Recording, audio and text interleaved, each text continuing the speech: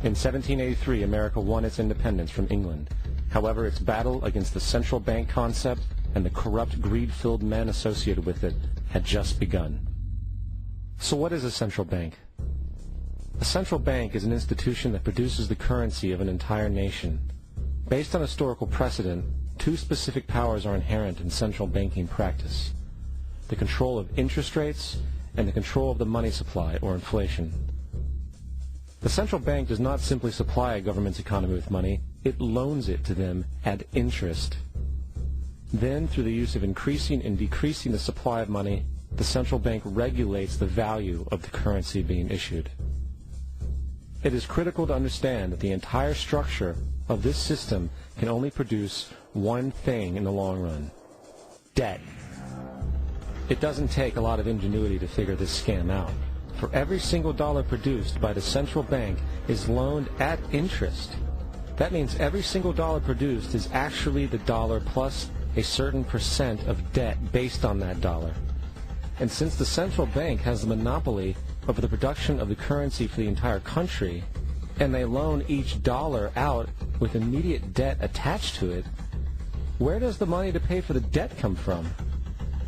It can only come from the central bank again, which means the central bank has to perpetually increase its money supply to temporarily cover the outstanding debt created, which in turn, since that new money is loaned out at interest as well, creates even more debt.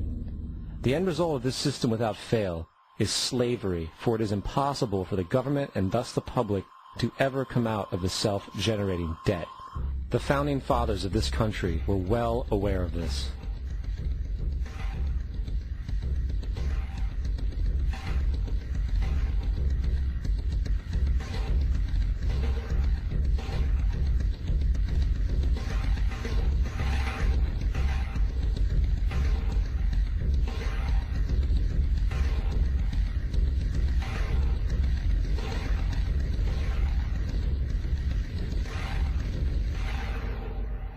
By the early 20th century, the U.S. had already implemented and removed a few central banking systems, which were swindled into place by ruthless banking interests. At this time, the dominant families in the banking and business world were the Rockefellers, the Morgans, the Warburgs, the Rothschilds. And in the early 1900s, they sought to push once again legislation to create another central bank. However, they knew the government and public were very weary of such an institution, so they needed to create an incident to affect public opinion. So, J.P. Morgan, publicly considered a financial luminary at the time, exploited his mass influence by publishing rumors that a prominent bank in New York was insolvent or bankrupt. Morgan knew this would cause mass hysteria, which would affect other banks as well. And it did. The public, in fear of losing their deposits, immediately began mass withdrawals. Consequently, the banks were forced to call in their loans, causing the recipients to sell their property, and thus a spiral of bankruptcies, repossessions, and turmoil emerged. Putting the pieces together a few years later, Frederick Allen of Life magazine wrote, "The Morgan interests took advantage to precipitate the panic, guiding it shrewdly as it progressed." Unaware of the fraud, the Panic of 1907 led to a congressional investigation headed by Senator Nelson Aldrich, who had intimate ties to the banking cartels and later became part of the Rockefeller family through marriage. The commission, led by Aldrich, recommended a central bank should be implemented so a panic like 1907 could never happen again. This was the spark the international bankers needed to initiate their plan.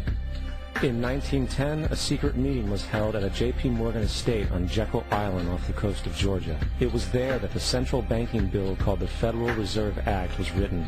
This legislation was written by bankers, not lawmakers. This meeting was so secretive, so concealed from government and public knowledge that the 10 or so figures who attended disguised their names when en route to the island. After this bill was constructed, it was then handed over to their political frontman, Senator Nelson Aldrich, to push through Congress.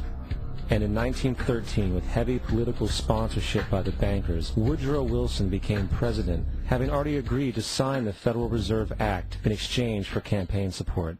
And 2 days before Christmas, when most of Congress was at home with their families, the Federal Reserve Act was voted in, and Wilson in turn made it law. Years later, Woodrow Wilson wrote, in regret,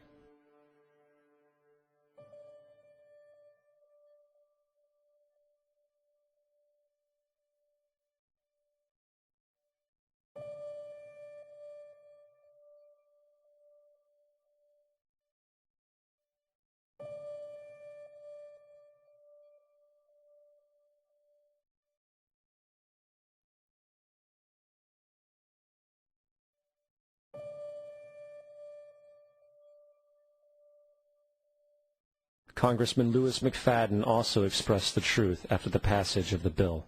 A world banking system was being set up here, a superstate controlled by international bankers, acting together to enslave the world for their own pleasure. The Fed has usurped the government.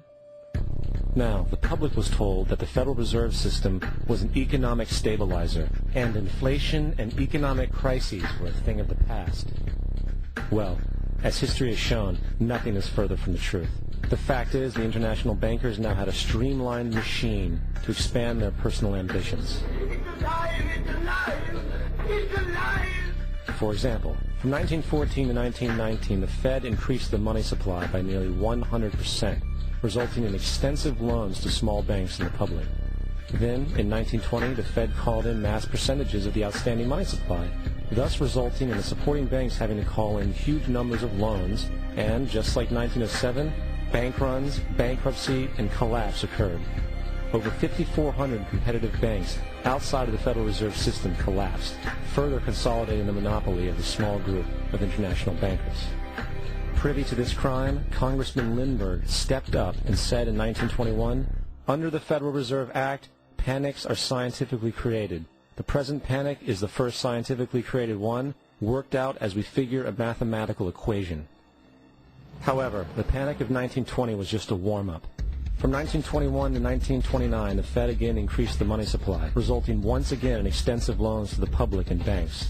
There was also a fairly new type of loan called a margin loan in the stock market. Very simply, the margin loan allowed an investor to put down only 10% of a stock's price, with the other 90% being loaned through the broker. In other words, a person could own $1,000 worth of stock with only $100 down. This method was very popular in the roaring 1920s, as everyone seemed to be making money in the market. However, there was a catch to this loan. It could be called in at any time and had to be paid within 24 hours. This is termed a margin call, and the typical result of a margin call is the selling of the stock purchased with the loan.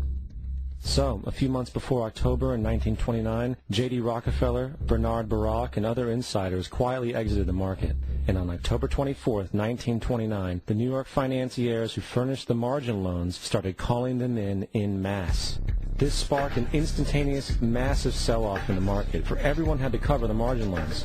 It then triggered mass bank runs for the same reason, in turn collapsing over 16,000 banks, enabling the conspiring international bankers to not only buy up rival banks at a discount, but to also buy up whole corporations at pennies on the dollar. It was the greatest robbery in American history.